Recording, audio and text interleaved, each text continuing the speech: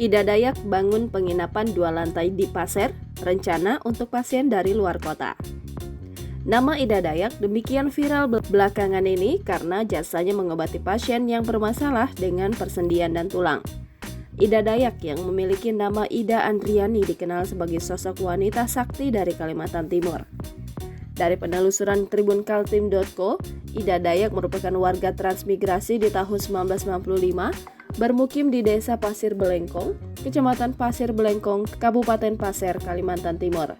Pada kesempatannya, tribunkaltim.co menyambangi rumah Ida Dayak pada Rabu 5 April 2023 lalu di Pasir, Provinsi Kalimantan Timur. Rumahnya sekitar 5 km dari jalan utama Pasir Belengkong dan berkisar 10 km dari ibu kota Kabupaten Pasir. Saat menyambangi rumah Ida Dayak, tribunkaltim.co bertemu dengan sang anak tunggal Ida Dayak bernama Herman Ida Andriani. Herman saat itu ditemui tengah berada di lantai 2 bangunan rumah milik ibunya yang sementara proses pembangunan. Memang, rumah Ida Dayak di Desa Pasir Belengkong tak jauh dari perkebunan sawit milik warga sekitar.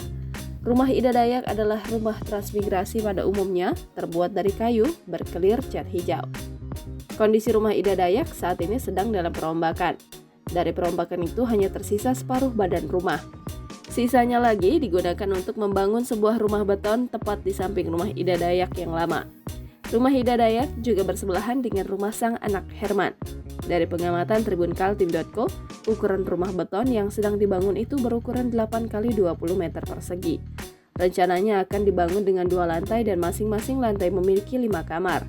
Saat ini pembangunan rumah beton itu berkisar 60% untuk lantai dasarnya. Jajaran kayu sungkai masih terlihat rapat di rumah yang sedang dibangun itu. Pengerjaan pembangunan rumah dilakukan oleh Herman, mengingat sang ibu sudah 2 tahun lebih tak pulang ke Pasir karena sibuk mengobati ke berbagai daerah. Biaya pembangunan rumah 2 lantai itu, kata Herman, juga dibantu oleh Ida Dayak. Usut punya usut, menurut Herman, memang ada rencana Ida Dayak untuk kembali ke Pasir Belengkong dan menetap sembari membuka layanan pengobatan.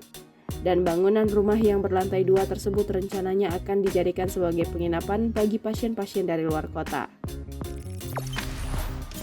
Jangan lupa subscribe, share, komen, dan like ya!